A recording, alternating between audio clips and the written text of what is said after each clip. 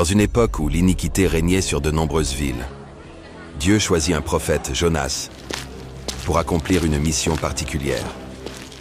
Bien reçu, mon ami. Nous nous reverrons la prochaine fois.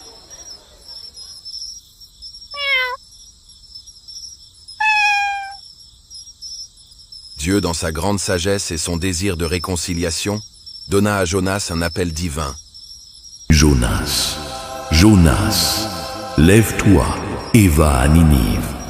Prêche contre cette ville, car sa méchanceté est parvenue jusqu'à moi. Jonas, pris au dépourvu par un tel ordre, se sentait réticent et craintif. Il savait que Ninive était une ville ennemie de son peuple et qu'il risquait de s'attirer la colère de ses habitants. Comment puis-je aller prêcher à ces gens? Ninive est une ville pleine de méchanceté, et je ne veux pas voir mon peuple souffrir davantage. Si Dieu veut les punir, pourquoi devrais-je les sauver? Plutôt que de répondre positivement à l'appel divin, Jonas décida de fuir. Il se rendit à Jaffa, une ville portuaire, où il prit un navire en direction de Tarsis, loin de Ninive. Dans son esprit, il pensait que fuir Dieu serait la solution.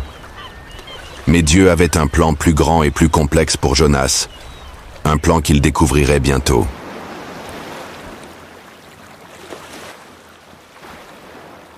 Alors que le bateau voguait paisiblement au début, une force divine se manifesta soudainement. Un vent violent souffla sur la mer, et la mer devint déchaînée. La tempête était si violente que le bateau semblait prêt à se briser sous la furie des vagues. Les marins, pris de panique, crièrent désespérément à leurs dieux respectifs, espérant trouver une solution à ce danger imminent. Ô Dieu de la mer, sauve-nous! Pourquoi cette tempête? Dieu des vents, aie pitié de nous et calme cette furie! Nous allons tous périr si cela continue. Que devons-nous faire? Les marins, désespérés par l'intensité de la tempête, commencèrent à jeter dans la mer tout ce qui alourdissait le bateau, espérant alléger le navire pour l'aider à résister à la violence de la mer. Mais leurs prières et leurs actions n'avaient aucun effet sur la tempête. Au cœur de cette grande agitation, Jonas se trouvait dans la cale du navire, profondément endormi, insensible à la tempête qui faisait rage au-dessus de lui. Le capitaine, ne comprenant pas pourquoi Jonas ne réagissait pas, se précipita vers lui, furieux et confus, lui ordonnant de prier son Dieu. « Pourquoi dormez-vous, homme de Dieu? Prie ton Dieu, peut-être qu'il nous sauvera. Nous avons tout essayé, mais la tempête ne cesse de grandir. » Alors que la tempête faisait rage et que les marins ne comprenaient pas pourquoi cela leur arrivait, ils décidèrent de tirer au sort pour découvrir la cause de leur malheur. Le sort tomba sur Jonas. Les marins, maintenant plus inquiets que jamais, demandèrent des explications à Jonas.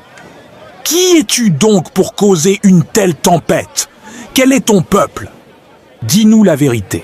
Tu as forcément une part de responsabilité dans ce malheur. »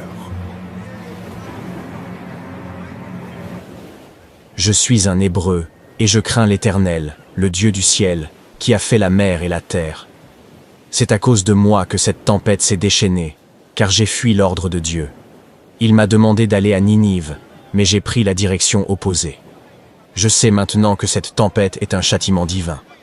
Les marins, effrayés par la révélation de Jonas, furent saisis d'une grande crainte. Ils comprenèrent maintenant que cette tempête n'était pas un simple accident naturel, mais un acte divin en réponse à la désobéissance de Jonas. « Pourquoi as-tu fait cela? Pourquoi nous as-tu plongés dans ce danger? Que devons-nous faire pour que la mer calme sa fureur? » Il n'y a qu'une seule chose à faire. Jetez-moi à la mer, et la tempête se calmera. C'est moi qui suis responsable de ce malheur, et je dois en assumer les conséquences. Les marins, bien qu'inquiets, ne savaient plus quoi faire d'autre. Ils n'étaient pas prêts à jeter Jonas à la mer, car ils craignaient que cela n'attire encore plus la colère de Dieu. Mais après avoir prié et imploré le pardon de Dieu, ils prirent la décision difficile de se conformer à la demande de Jonas. « Ô Dieu d'Israël, ne permets pas que nous soyons coupables du sang innocent de cet homme. Nous devons obéir, même si cela nous brise le cœur. » Avec une dernière prière sincère, les marins jetèrent Jonas dans l'eau tumultueuse.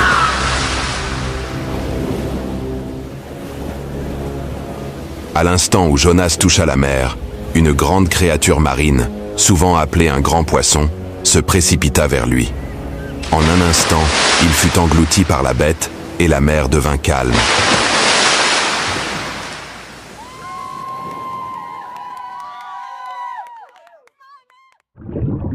Jonas, plongé dans les ténèbres du ventre du poisson, se retrouva dans une situation inimaginable. C'était un lieu de solitude et de réflexion. 3 jours et 3 nuits passèrent, et durant ce temps, Jonas fut seul avec ses pensées et ses prières. Il se rendit compte que sa fuite n'avait été qu'un obstacle à la volonté de Dieu, mais aussi qu'il pouvait encore retourner vers lui.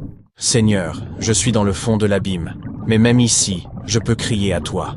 Sauve-moi, et je remplirai la mission que tu m'as donnée.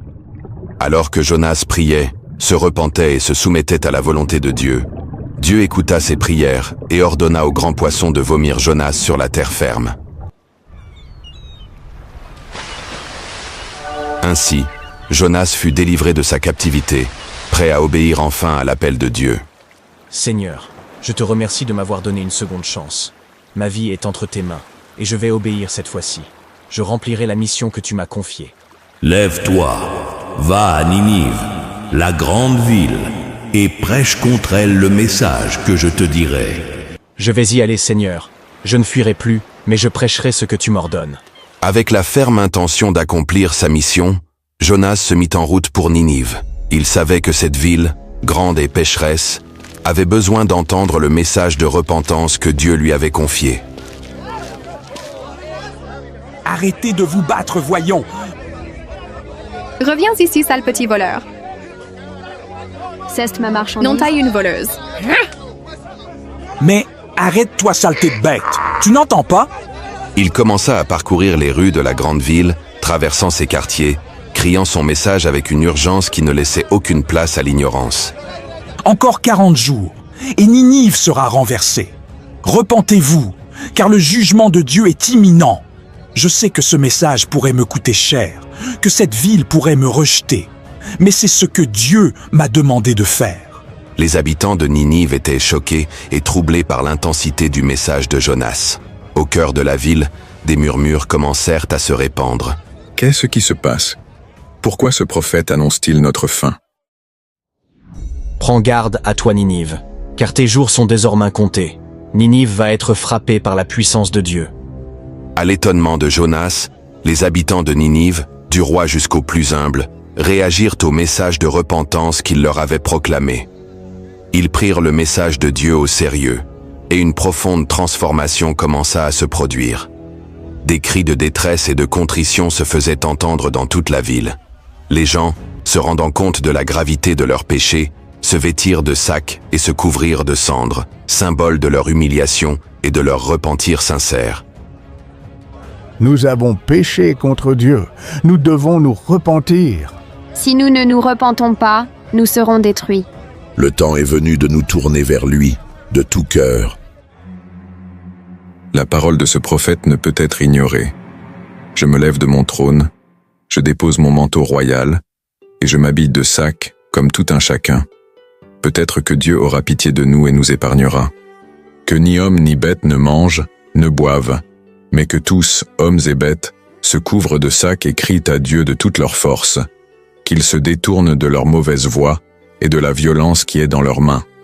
Ainsi, le roi et ses sujets se mirent tous dans un état de contrition extrême, demandant à Dieu de les pardonner. Voyant leur humilité, Dieu, dans sa bonté, décida de faire miséricorde à Ninive et de ne pas exécuter la destruction qu'il avait initialement prévue.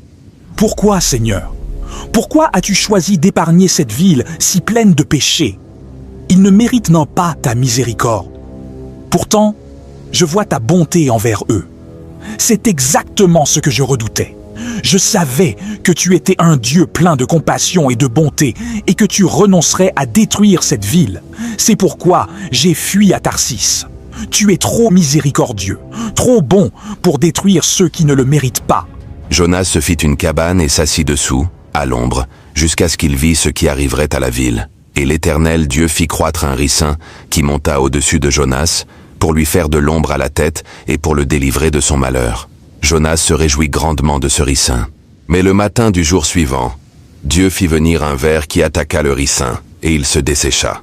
Lorsque le soleil se leva, Dieu fit souffler un vent d'est brûlant, et le soleil frappa la tête de Jonas, si bien qu'il s'évanouit.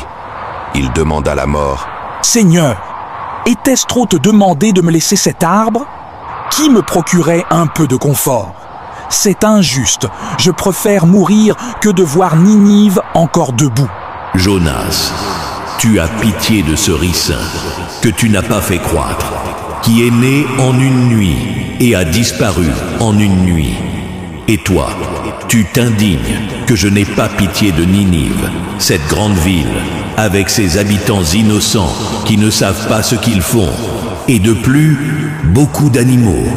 Ne devrais-je pas avoir de la compassion pour eux? Dieu, dans un acte de pédagogie et de miséricorde infinie, expliqua à Jonas que sa compassion allait bien au-delà des considérations humaines. Il ne s'agissait pas seulement de juger un peuple sur ses actions passées, mais de voir leur potentiel à changer, à se repentir et à être restauré. L'histoire de Jonas du début à la fin est une leçon poignante sur la repentance, l'obéissance et la miséricorde divine. Jonas, dans sa fuite initiale, représente la résistance humaine à la volonté de Dieu. Sa colère et son incompréhension face à la miséricorde divine envers Ninive révèlent les faiblesses et les jugements humains limités. Pourtant, tout au long de son parcours, Jonas apprend que la véritable force de Dieu réside dans sa miséricorde infinie, qui s'étend à tous, même à ceux que nous jugeons indignes de pardon. Dieu, dans son amour infini, nous appelle à agir avec miséricorde, à obéir à sa volonté et à partager le message de repentance et de réconciliation, non seulement avec ceux que nous aimons, mais aussi avec ceux que nous pouvons considérer comme étant dans l'erreur. L'histoire de Jonas nous rappelle que la miséricorde divine dépasse de loin les limites humaines et que chacun a la possibilité de changer sous l'influence de l'amour de Dieu.